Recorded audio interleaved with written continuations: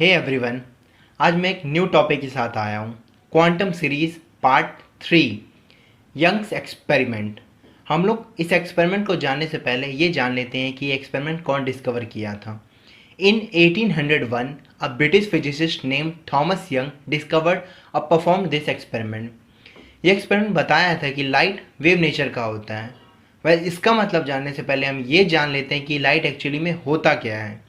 तो काफ़ी सेंचुरीज तक हमारे साइंटिस्ट इस बात पे आर्ग्यू करते रहे। कोई बोलता था लाइट पार्टिकल है और कोई वेव।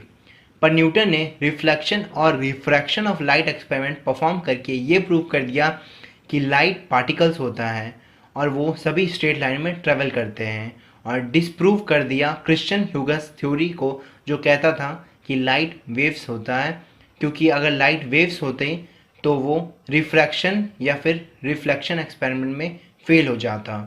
और इसके बाद 1801 में थॉमस यंग अपने डबल स्लिट एक्सपेरिमेंट से ये बताएं कि लाइट का नेचर वेव होता है। पर कुछ टाइम बाद ही जब आगे रिसर्च किया गया और एक एक्सपेरिमेंट जिसको फोटो इलेक्ट्रिक एक्सपेरिमेंट भी कहा जाता है, उसे प्रूव करने के लिए ये यूज़ किया गया, तो पता चला कि लाइट वेव नहीं पार्टिकल की तरह बिहेव कर रहा था वहाँ पे। और इसी के बाद हमें पता चला वेव पार्टिकल डुअलिटी, जो कहता था कि लाइट पार्टिकल भी है और वेव भी, और इसे डिस्कवर लुइस डी ब्रॉगली ने किया था। और इसके बाद से क्वांटम मैकेनिक्स के दरवाजे हमेशा के लिए खुल गए। और ये तो बस बेस था क्वांटम मैकेनिक्स के लिए। इसके बाद से क्वांटम इसी रिसर्च को लेके ऐसी ऐसी चीज़ों को डिस्कवर किया जो हमारी सोच से भी परे थे। एल्बर्ट आइंस्टाइन ने इसे समझाने के लिए ऐसा बताया कि लाइट छोटे छोटे फोटोन से मिलके बना है, जो कि पार्टिकल्स हैं, और वो क्वांटा के फॉर्म में एनर्जी रिलीज़ करता है।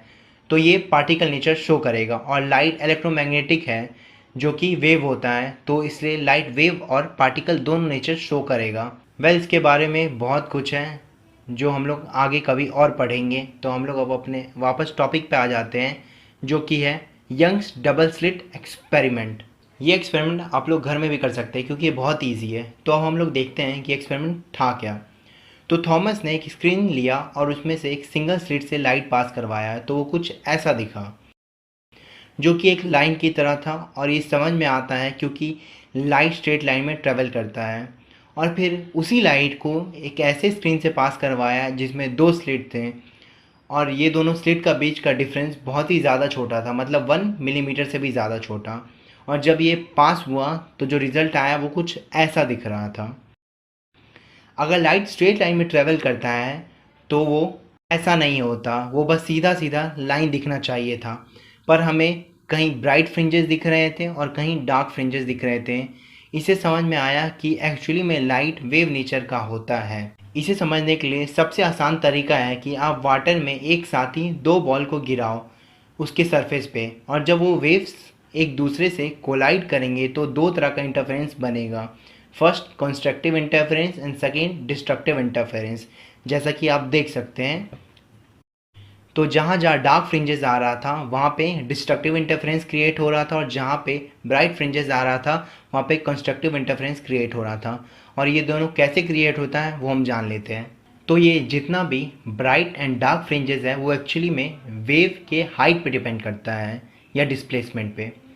जैसे कि जब दोनों वेव में से किसी एक वेव का क्रेस्ट कोलाइड करता है दूसरे वेव के ट्रॉफ से, और अगर वो दोनों वेव का हाइट इक्वल हुआ तो वो दोनों एक दूसरे को कैंसिल कर देंगे, और वहीं डार्क फ्रिंजेस बनेगा या डिस्ट्रक्टिव इंटरफेरेंस।